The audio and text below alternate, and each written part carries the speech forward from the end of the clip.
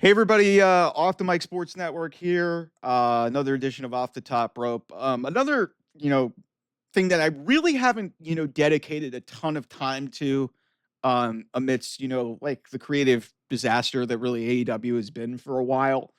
What in the fuck has happened to Maxwell Jacob Reed? What in the fuck has happened to him? Because listen, like he lost the world title at the end of 2023, came back in May of last year. Since he came back in May, he has a short American title run against Will Ospreay, and admittedly a decent feud. And since then, let me give you guys what MJF has done since then. He had the feud with Roderick Strong that led to the feud with Adam Cole. Those matches netted nothing more than the Dynamite Diamond ring that he has held now for 5 consecutive years. Okay. And then he has a, pretty interesting feud and buildup, but kind of an and a decent match, but kind of underwhelming given what they could have done with Hangman Adam Page. And they just went away from that. And now he's playing background, like, comedy act with the Hurt Syndicate. What? This is the longest reigning AEW World Champion in company history. This is what was the youngest and fastest rising star in pro wrestling. The guy that wanted to leave and potentially wanted to go to WWE, but came back to you, picked you. Granted, you probably paid him a whole bunch of money, and WWE maybe wasn't interested in doing that. But I have no fucking idea what has happened with MJF. This is truly one of the bigger creative failures of AEW's existence. And there's a lot of them. But how you could have a 26, 27-year-old superstar who has charisma, is great on the mic, he's really good in the ring. And since he came back almost a calendar year ago from injury after having the longest world title run in company history, you have him running around with the Hurt Syndicate? This guy should be in the Owen or challenging for the world title. And yeah, they gave a storyline reason that he didn't want to work for it. But it's like, why is this guy not in a much bigger sounding? This guy was feuding with Jeff Jarrett at the start of the year. Gladly, they got away from that and realized that that was a horrible idea. But that's what you're doing with Maxwell Jacob Friedman? Are you kidding me? What is going on? Like, this is creative malpractice. This is creative malpractice. And some of this may be, they gave MJF creative control and maybe he doesn't want to do that. But that also falls on Tony Khan for signing him and giving him that level of authority to kind of just coast and do what he wants.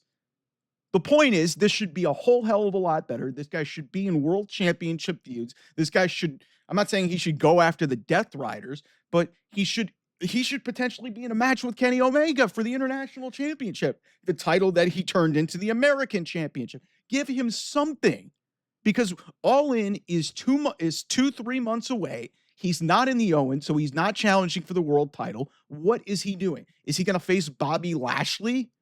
He's going to get a tag team partner and face, Lashley and Shelton Benjamin. I mean, the Hurt Syndicate's effectively their baby faces, and they're still being presented as heels.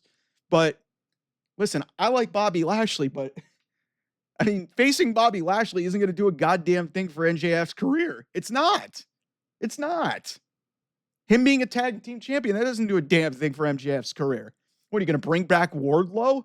The guy you also have sat on the sideline and put him back with MJF? Because I don't know what makes sense if they're going to go with the tag team route. And then you've got other guys who are fighting over the world championship. MJF's not in this tournament for the second consecutive year. He's not fighting for the world championship for the second consecutive year at the biggest show after he main evented the very first All In from London. What the hell happened? What in the fuck happened to this guy? And it starts at the top with creative, because when you have talented guys like this and either A, they're coasting, or the creative team is shit, or both, this is what you get. You get MJF as a test case, who about 3 years ago was at the height and the pinnacle of being on the precipice of doing something really amazing. And yet here we are. He has been back from his world title, his longest world title run in company history, and he has done jack shit since he came back. You got the match with you get the match and couple matches with Osprey, which is kind of weirdly done. They had that 60-minute match that had an odd finish, and then you had the match at All In, and it was, it was fine, and it did what it needed to do. But that's all MJF's done in a year since he won the world title. Holy shit, Tony Khan, what in the fuck are you doing, man? Like, it's wild to me that you have a guy as talented as MJF, and for the second consecutive year in a row, he's not even in the world title picture. And I understand part of the reason why, because you did the odd thing of, just turning him heel again, even though you had the babyface thing going, which I don't know how realistic it was going to go long term. You went to the Adam Cole thing, which was dead.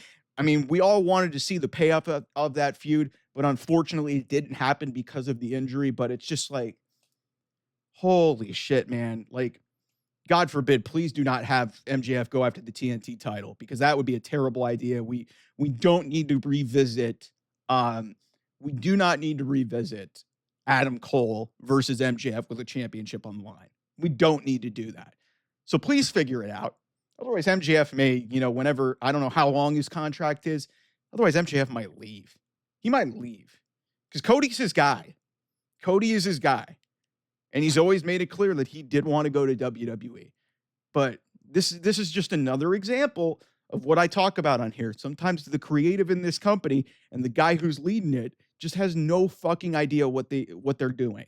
And it's frustrating when you have a guy as talented as Maxwell Jacob Friedman on your roster, and this is what you got going into your big show, what's supposed to be one of your biggest North American shows that you've ever done in All In Texas coming up in July. Anyway, thanks so much for watching. I'll see you guys soon. Bye-bye.